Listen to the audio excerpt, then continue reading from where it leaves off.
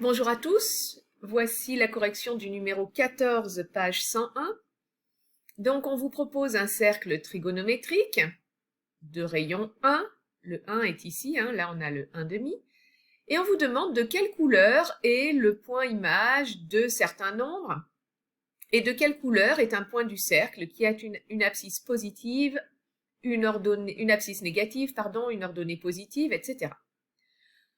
Bien, alors, ici, il s'agit d'introduire le signe des sinus et cosinus des nombres réels. Donc, je vais vous expliquer les réponses au petit 1, petit 2, petit 3, et ensuite on discutera de façon plus générale. Première question, de quelle couleur est un point du cercle qui a une abscisse négative et une ordonnée positive? Alors, vous savez que les abscisses, on les lit ici, et que les ordonnées, on les lit ici. On est dans le repère OIJ. D'accord? On veut que l'abscisse soit négative. Donc on va être là, en dessous de 0, et on veut que l'ordonnée soit positive, donc on va être ici. Donc un point du cercle, si c'était un point quelconque du plan, voilà, qui aurait une abscisse négative et une ordonnée positive, il serait ici, mais un point du cercle qui a une abscisse négative et une ordonnée positive, il va se trouver là, parce qu'effectivement, si vous prenez n'importe quel point ici de ce quart de cercle, il aura une abscisse négative et une ordonnée positive. Donc la réponse à la première question, c'est rouge. Deuxième question, de quelle couleur est le point image de moins pi sur 6? Alors, moins pi sur 6, vous savez le placer maintenant, on est de ce côté du cercle. Son sinus vaut moins 1,5.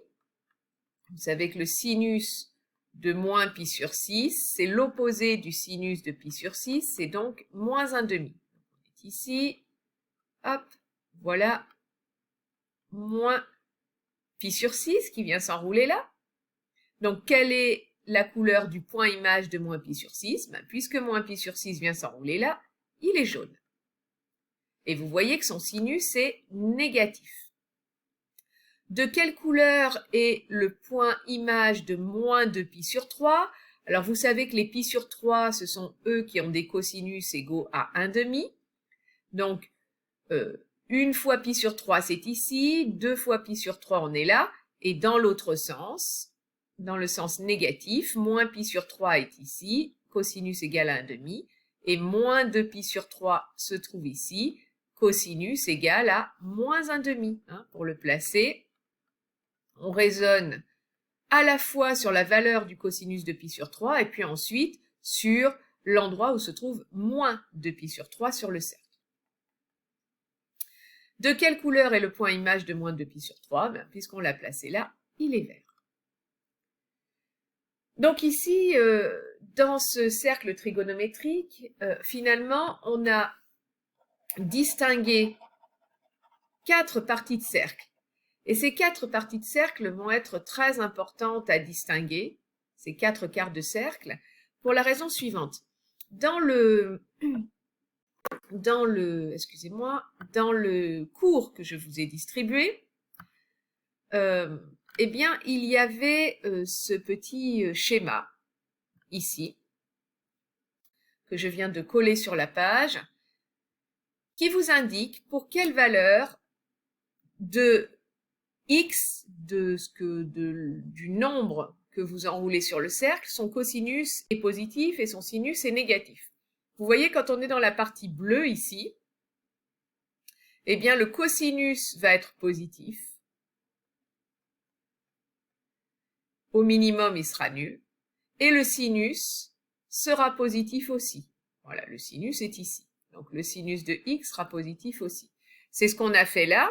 C'est, au lieu de l'appeler x, ils l'ont appelé θ. Mais si vous prenez θ ici, entre 0 et pi sur 2, ce que l'on vous dit ici, son cosinus est compris entre 0 et 1, et son sinus aussi. Que se passe-t-il dans le quart de cercle rouge ici? On l'a dit tout à l'heure, rouge, je me trompe de couleur. On l'a dit tout à l'heure, si vous prenez un nombre qui vient s'enrouler ici, eh bien son sinus reste positif, Et son cosinus, par contre, vous voyez qu'il va être compris entre moins 1 et 0. Il est négatif. Et c'est ce qu'on a ici. Le cosinus est négatif et le sinus est positif lorsque θ appartient à pi sur 2 pi. Alors, pi sur 2, c'est ici, et pi, c'est ici. Donc, lorsqu'il est entre pi sur 2 et pi, on a un cosinus négatif et un sinus positif. Et même chose pour les deux autres quarts.